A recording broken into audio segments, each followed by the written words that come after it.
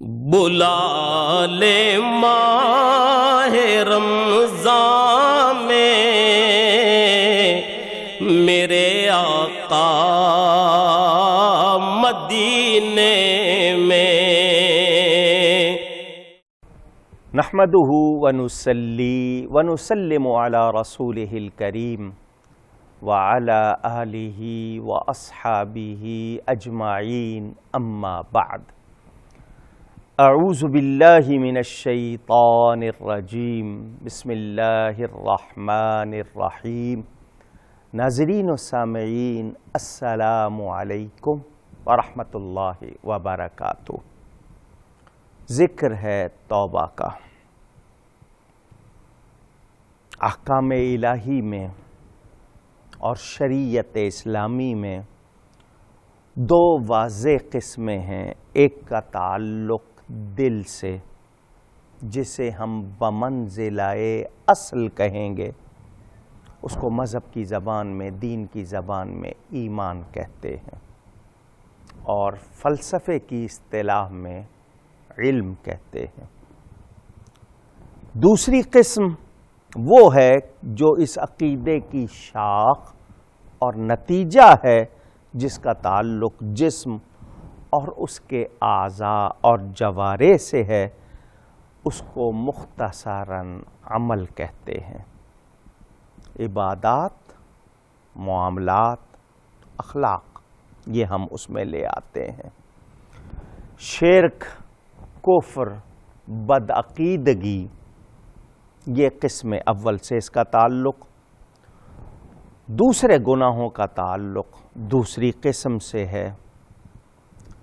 قسم اول کے لیے جو اگر کسی سے شرک، کفر یا بدعقیدگی ہو جائے، بے ادبی اور گستاخی ہو جائے، تو اس کے لیے سوائے اس کے کہ وہ سچی توبہ کر کے سزا بھگتے، ورنہ بخشش کی کوئی گنجائش نہیں۔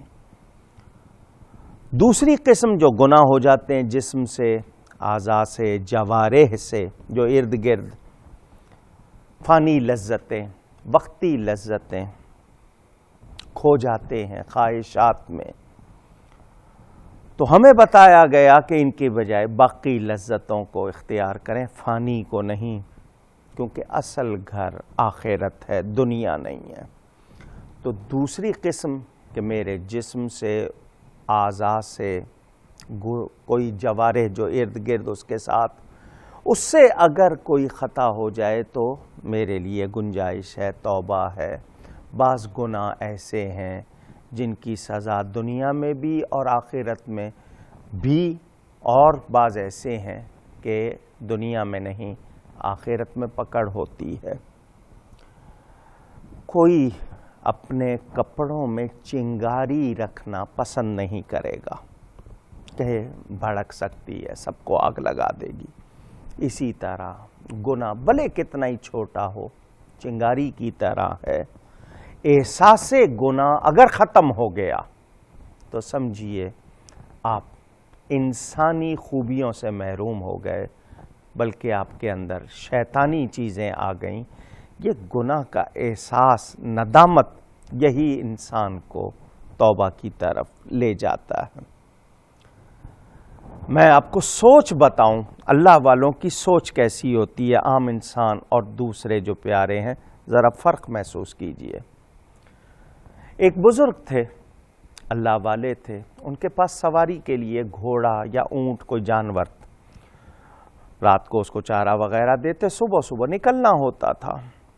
ایک دن صبح نماز پڑھ کے نکل رہے ہیں تو وہ جانور مستی کرنے لگا۔ ہم میں سے کوئی ہوتا تو شاید اسے اس جانور کو دو چار مارتا، وہ چمڑے کا کوئی ہو یا کوئی لاٹھی ہوتی تو اس کو مارتے۔ ان بزرگوں نے فوراً کیا کہا، ذرا سوچ کا فرق دیکھیے گا۔ تو میرے ساتھ مستی کر رہا ہے، ضرور مجھ سے کوئی خطا ہوئی ہے، اس کی وجہ سے تو ایسا کر رہا ہے۔ میں نے رب کی بارگاہ میں کوئی نافرمانی کی ہے جو میرے سامنے ایسا ہو رہا ہے۔ یہ پریشانیاں، دشواریاں، کٹھنائیاں ہیسلز، سب کچھ ہمارے سامنے ہرڈلز کیوں ہوتے ہیں؟ یہ ہمارے اپنے اعمال ہیں. ہم باہر کو دوسروں کو فوراً نوٹ کرتے ہیں، اپنے اندر جھانکنے کی مہلت ہی نہیں ہے. سوچے، میں آپ کے سامنے 2-3 واقعے رکھتا ہوں. احساس. نبی کریم صلی اللہ علیہ وآلہ وسلم کے پاس ایک خاتون آتی ہے اور آ کر اعتراف گناہ کرتی ہے کہ مجھ سے یہ گناہ ہو گیا. چونکہ اس نے لوگوں کے سامنے اعتراف کیا، حضور صلی اللہ علیہ وآلہ وسلم نے فرمایا جب وضع حمل ہو جائے تو آنا. یہ جو ایمان ہے یہ برداشت نہیں کرے گا کہ میرے لباس پر کوئی داغ رہ جائے. چونکہ وہ ایمان میں کامل تھی، اس سے یہ برداشت نہیں ہوا کہ میں مومنہ ہو کر ایسی خطا کی مرتکب ہوئی ہوں تو یہ داغ مٹنا چاہیے. کیونکہ اندر ایمان جتنا مضبوط ہوگا اسی کا اظہار ہوگا. اس کو جیل میں نہیں ڈالا جا رہا، خود آئی ہے، پکڑی نہیں گئی ریڈ ہینڈڈ کوئی برائی کرتے ہوئے نہیں، خود آئی ہے، یہ ایمان لایا ہے. فرمایا وضع حمل پر آنا، جب بچہ ہو جائے آنا. بچہ ہو گیا، وہ آئی، بھاگی نہیں، ایمان ہے نا، صفائی چاہتی ہے. فرمایا ابھی اس کو دودھ پلاؤ، جو اس کے دودھ پلانے کی مدت ہے، جب وہ پوری ہو جائے تب آنا. پھر چلی گئی، بھاگ نہیں رہی، روپوش نہیں ہو رہی، یعنی چھپ نہیں رہی. پھر آئی، آپ نے سزا جاری فرمائی. یہ توبہ. اہمیت پہچانے. حضرت ماعز رضی اللہ تعالی عنہ، صحابی رسول، خطا ہو گئی. حضور صلی اللہ علیہ وسلم کے پاس آئے اور اکیلے میں کان کے قریب آ کے، جس کو سرگوشی کہتے ہیں، اس میں بتایا کہ مجھ سے خطا ہو گئی ہے. کوئی گواہ نہیں ہے، بندوں کے سامنے نہیں کیا. فرمایا جاؤ اللہ سے توبہ کرو. کھلا گناہ ہوا ہے، اس کی توبہ بھی کھلی ہوگی. پوشیدہ ہے، پوشیدہ. اپنے گناہ کا اعلان کرنا. لا يحب اللہ الجہر بالسوء، 6 پارہ شروع ہو رہا ہے، پہلی آیت. کچھ لوگ اپنی پوشیدہ باتیں ایسی جو نہیں سنانی چاہیے، یا گناہ کی باتیں بڑے فخر سے یا بڑے کہتے ہیں نا اتراتے ہوئے دوسروں کو سناتے ہیں. قرآن نے منع کیا ہے. گناہ کی بات ہے، نافرمانی کی بات ہے، تو اس کا اعلان اچھا نہیں ہے. توبہ کرنی چاہیے. ان سے خطا ہوئی ہے، وہ صفائی چاہتے ہیں، حضور صلی اللہ علیہ وسلم کے پاس آ رہے ہیں، کیونکہ میرے پیارے نبی پاک صلی اللہ علیہ وسلم کی شان وَيُزَكِّيهِمْ، ان کو پاک کرتے ہیں لوگوں کو.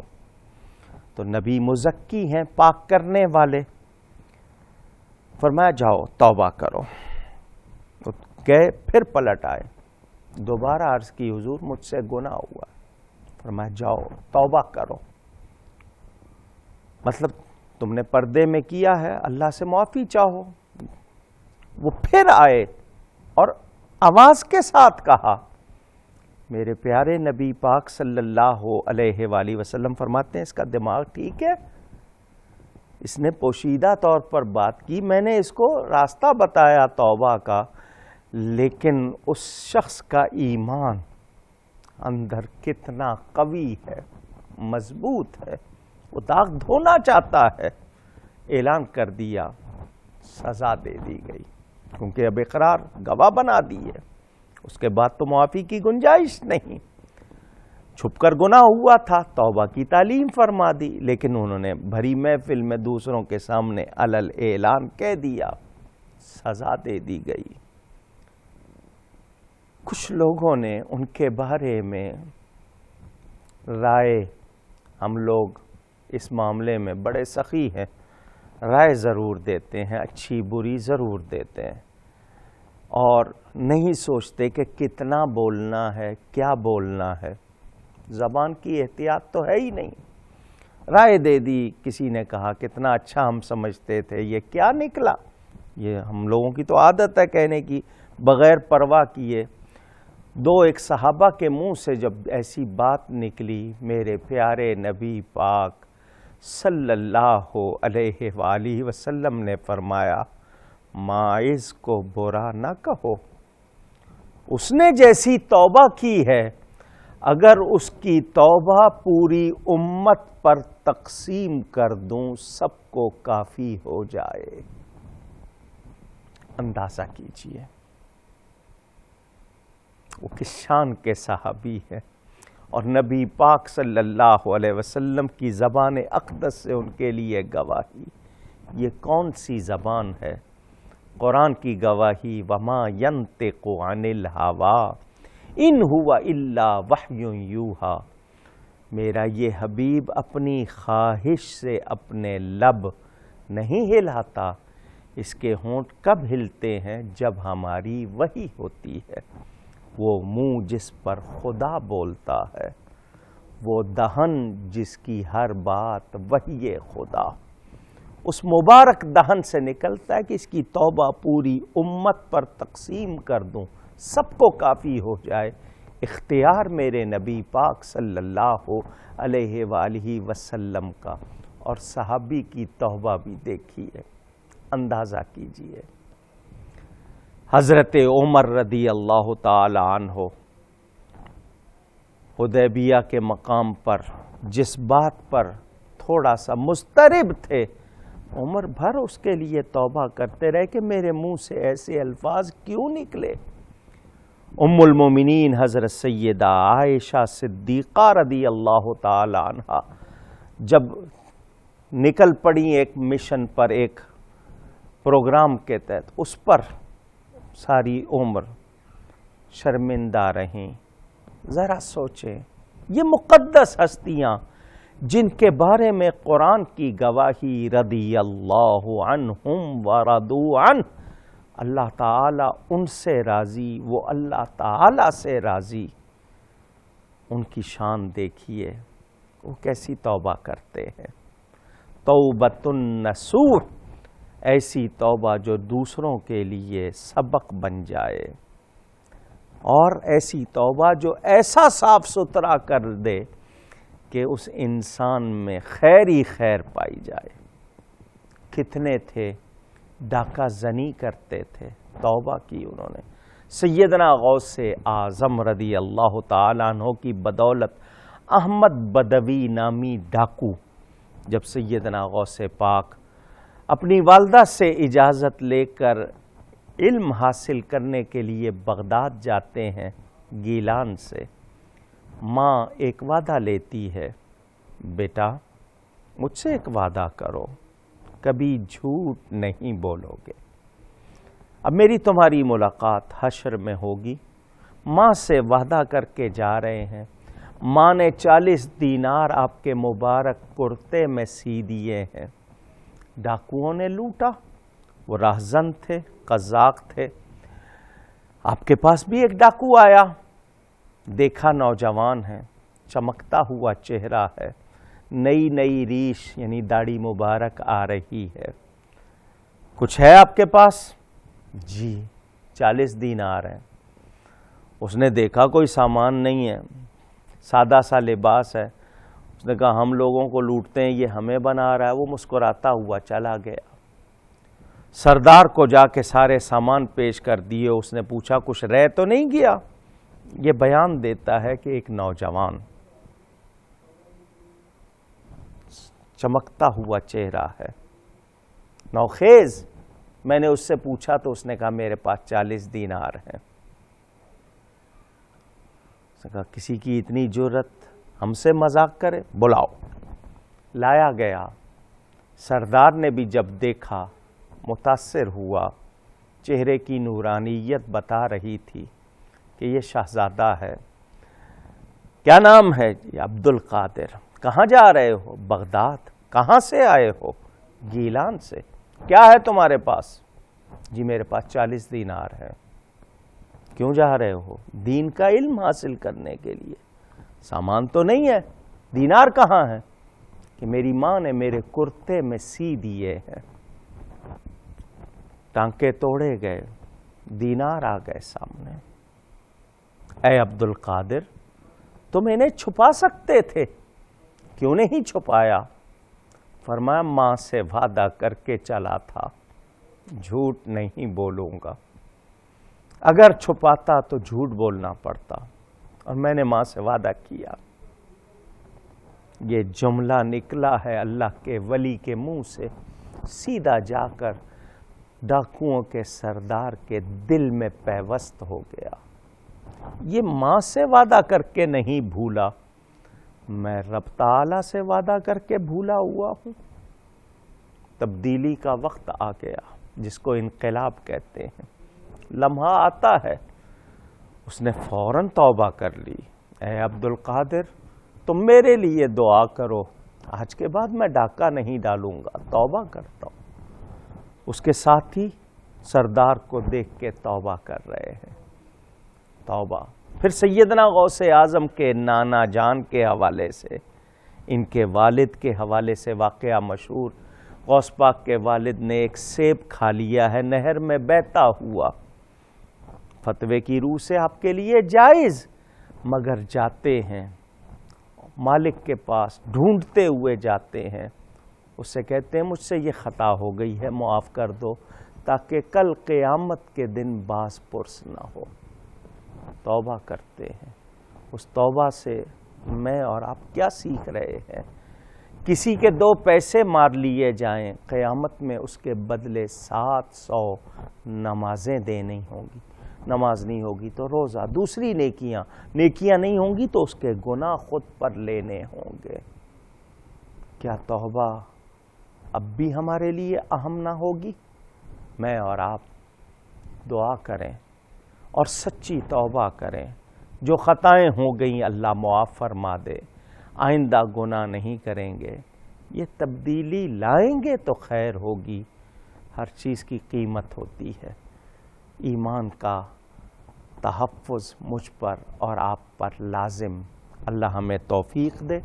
گفتگو میں مجھ سے کہیں کوئی غلطی ہوئی ہو، اللہ تعالیٰ کی بارگاہ میں توبہ کرتا ہوں. والسلام علیکم ورحمۃ اللہ وبرکاتہ. بلا لے ماہ رمضان میں میرے آقا مدینے میں، مجھے موقع میسر ہو عبادت کا مدینے میں.